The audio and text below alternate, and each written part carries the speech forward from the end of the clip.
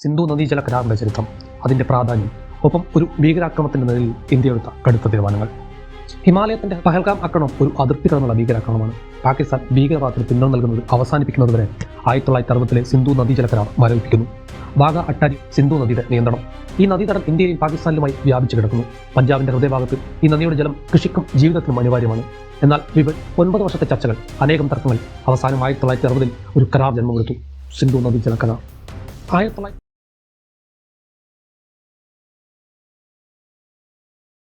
സിന്ധു നദി ഇതൊരു സാധാരണ നദി മാത്രമല്ല, ഇതൊരു ചരിത്രമാണ്.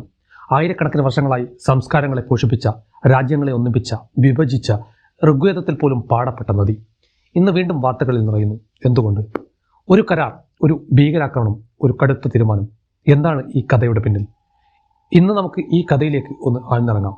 സിന്ധു നദീജല കരാറിന്റെ ചരിത്രം, അതിന്റെ പ്രാധാന്യം, ഒപ്പം ഒരു ഭീകരാക്രമണത്തിന്റെ നിലയിൽ ഇന്ത്യ എടുത്ത കടുത്ത തീരുമാനങ്ങൾ.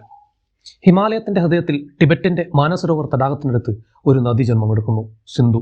ഈ പേര് കേൾക്കുമ്പോൾ നമ്മുടെ മനസ്സിൽ ഒരു പുരാതന സംസ്കാരം ഉയർന്നു വരുന്നു. ഋഗ്വേദത്തിൽ നദീസൂക്തത്തിൽ പാടപ്പെട്ട ഈ നദി ഒരു സംസ്കാരത്തിന്റെ തുടിപ്പാണ്.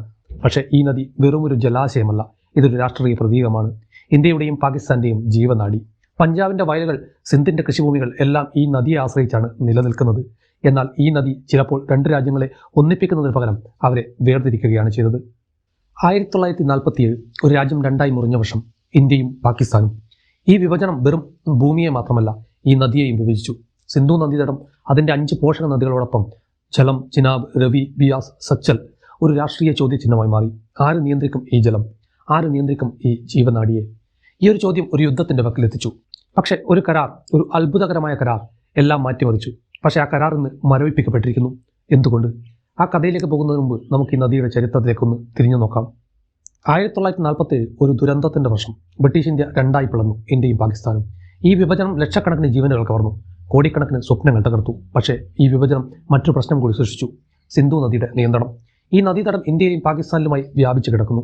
പഞ്ചാബിന്റെ ഹൃദയഭാഗത്ത് ഈ നദിയുടെ ജലം കൃഷിക്കും ജീവിതത്തിനും അനിവാര്യമാണ്. എന്നാൽ വിഭജനത്തിന്റെ രേഖകൾ ഈ നദിയെ രണ്ടായി മുറിച്ചു. 1948 ഇന്ത്യ ചില കനാലുകളിലേക്കുള്ള ജലം തടഞ്ഞു. പാകിസ്ഥാനിലെ ഗ്രാമങ്ങൾ വരണ്ടു. പാകിസ്ഥാൻ ഐക്യരാഷ്ട്രസഭയിൽ പരാതിപ്പെട്ടു. ഇതൊരു യുദ്ധത്തിന്റെ തുടക്കമായിരുന്നു? അല്ല. ലോകബാങ്ക് ഇടപെട്ടു. ഒരു പരിഹാരം അവർ നിർദ്ദേശിച്ചു. പക്ഷേ ആ പരിഹാരം എളുപ്പമായിരുന്നില്ല. 9 വർഷത്തെ ചർച്ചകൾ, അനേകം തർക്കങ്ങൾ, അവസാനം 1960 ഒരു കരാർ ജന്മമെടുത്തു: സിന്ധു നദീജല കരാർ. 1960 സെപ്റ്റംബർ 19 കറാച്ചി. ഒരു ചരിത്ര നിമിഷം. ഇന്ത്യൻ പ്രധാനമന്ത്രി ജവഹർലാൽ നെഹ്റുവും പാകിസ്ഥാൻ പ്രസിഡന്റ് അയൂബ് ഖാനും ഒരു കരാറിൽ ഒപ്പുവെച്ചു: സിന്ധു നദീജല കരാർ. ലോകബാങ്കിന്റെ മധ്യസ്ഥതയിൽ 9 വർഷത്തെ ചർച്ചകൾക്ക് ശേഷം ഈ കരാർ ഒരു അത്ഭുതമായി ജന്മമെടുത്തു. എന്തായിരുന്നു ഈ കരാറിന്റെ ഹൃദയം?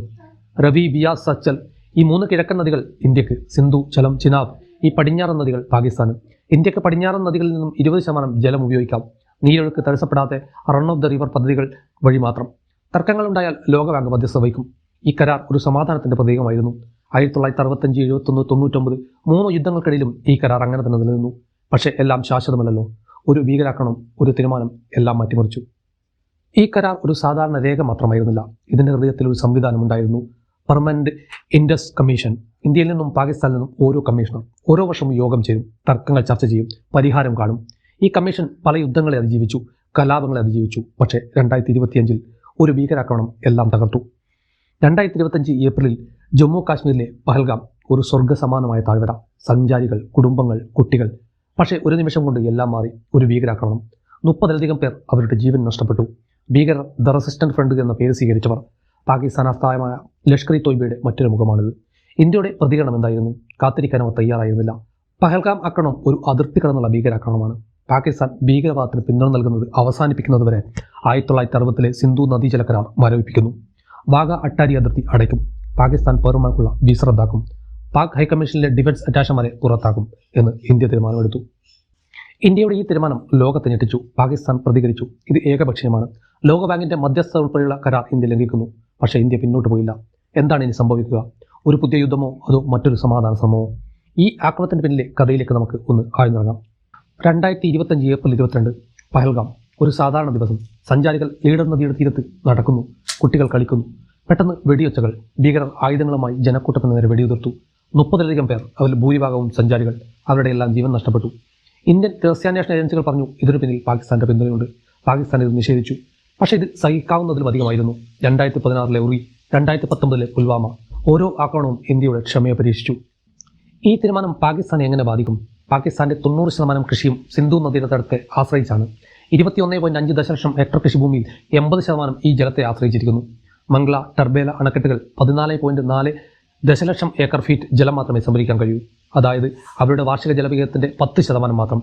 ഇന്ത്യ ജലം തടഞ്ഞാൽ പാകിസ്ഥാന്റെ കൃഷി തകരും, സമ്പദ് വ്യവസ്ഥ തകരും, ജനങ്ങൾക്കിടയിൽ അസ്ഥിരത വർദ്ധിക്കും. പക്ഷേ ഇന്ത്യയുടെ ഈ നീക്കം ഒരു റിസ്ക് കൂടിയാണ്. ലോകബാങ്ക് ഇടപെടുമോ? ചൈന ബ്രഹ്മപുത്രയുടെ ഒഴുക്ക് തടയുമോ? ഈ ചോദ്യങ്ങൾക്കുള്ള ഉത്തരം ഭാവിയിൽ മാത്രമേ ലഭിക്കൂ. ഉത്തരം എന്ത് തന്നെയായാലും എത്ര നാളിങ്ങനെ ക്ഷമിച്ചിരിക്കും?